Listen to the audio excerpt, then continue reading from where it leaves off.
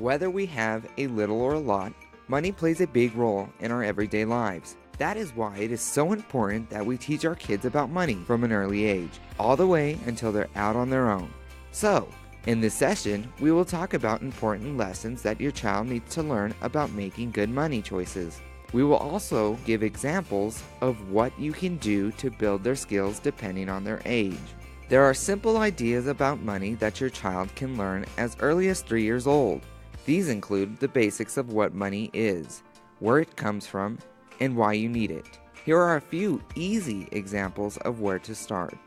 Help your child get familiar with money by showing them different coins and dollar amounts. Then, help them sort it, naming each one and talking about what each is worth. To get your child used to making the connection between money and buying things, give them a small amount of money, like $1, and then help them buy something. Tell your child about your job and the basics of what you do. Explain that you get paid to do your job and that you then use what you earn to pay for things. The most important lesson for your child at this age is that they may have to wait to buy something they want. One way to teach this is to have your child label 3 jars, one for saving, one for spending, and one for sharing with others or donating. Learning this lesson will help your child start to understand money and also build a lifelong habit of saving. First, they need to understand the difference between something they want and something they need. An easy way to teach this is to make 2 columns on a paper with needs on one side and wants on the other. Then look through the mailer advertisements with your child and talk about things that we need and want. Cut out pictures of each and glue onto the sheet in the column. As your child grows to between 6 and 10 years, they will continue to learn the value of money and how to manage it. They may do this by putting their math skills to work by making change, learning how they can get or earn money, making some easy spending decisions, and even learning how to comparison shop. An easy way to bring math to life is to have them practice making change. Set up a small pretend store with your child. Use household items from places like your kitchen. Next, label your items with different cost amounts. Have your child purchase the things he or she wants by starting with the price of the item and add up their cash until they reach the amount that is needed to pay for this item. Young people get money many different ways, from finding it, receiving it as a gift, earning a certain amount for each chore completed, or even getting an allowance. Regardless of how they receive their money or how much it is, you can show them that they have a choice on how they save and spend it. Teach your children early that 10% of their money should be set aside for savings. One way to do this is to ask your child about something that they wish they could buy but don't have enough money for. Talk with them about how much they already have and how much they still need to save. Next, talk about how they are already earning money, other ways they may be able to earn more, and then help them plan how long it'll take to save for the item. Sharing how you make decisions on what you buy can help your child learn this lesson. A great way to do this is to take them grocery shopping and work with them to compare the prices of similar items. Help them choose wisely. For children in their pre-teens, financial topics include talking about how small expenses add up, saving for long-term goals, opening a savings account, and learning about interest. It's important they begin to understand how spending even a small amount can add up. For example, if your child earns $5 a week for doing chores and wants to spend $1 a day on a candy bar, by the end of the week, they've spent their entire allowance. Being able to set long-term goals is important for pre-teens.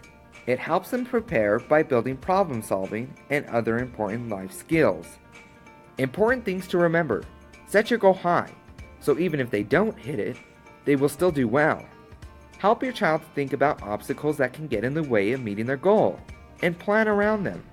Talk with them often to go over how they are doing. One thing that can help you and your child keep track of their saving goal is to open up a savings account for them at a bank or credit union. You can show your child how interest works and use their statement to celebrate their progress, even if they are saving a little bit every month. Some families may also consider matching their child's deposit. This is a good way for children to start to understand how earning interest on a deposit works. As a teen, money will start to become a larger part of your child's life. Teachable moments around managing money are now becoming very important.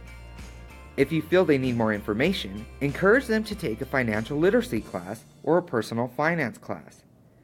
It is also a good time to talk about part-time work, creating a budget, and discussing costs for college, a trade school, or other activities after graduation.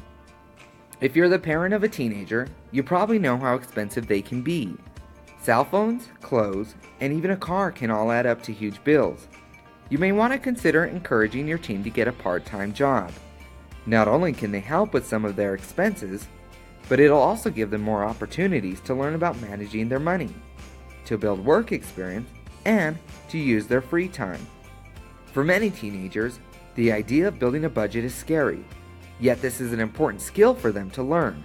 Use an upcoming event, like a concert or prom, as a teachable moment, helping them create a budget for all the things they will need: a dress, tux, corsage, dinner, or tickets. How much do they have, and how much would they need? If your teenager is planning to go to college or trade school, having conversations early and often to help them understand the cost involved is important.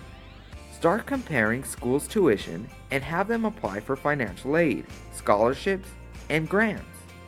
Even after your child graduates from high school and moves into young adulthood, they still have important lessons to learn about money, like creating a budget, saving for emergencies, building their credit, and understanding how credit cards work.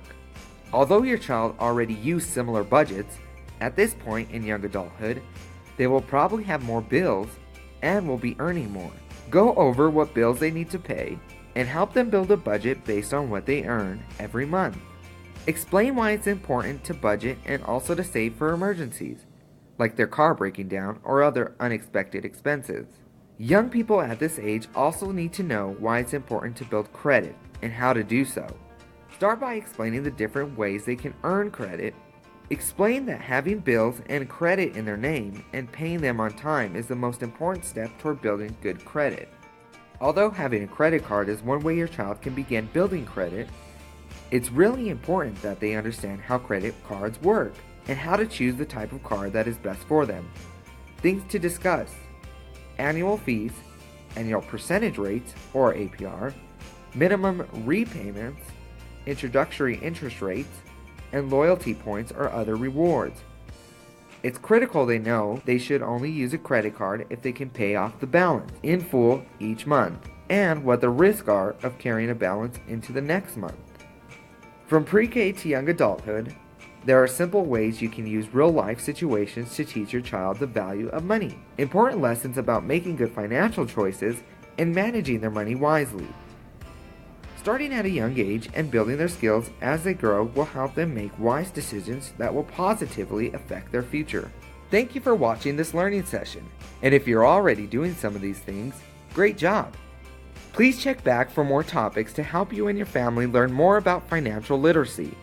If you want further resources or information, here are some websites you may want to visit.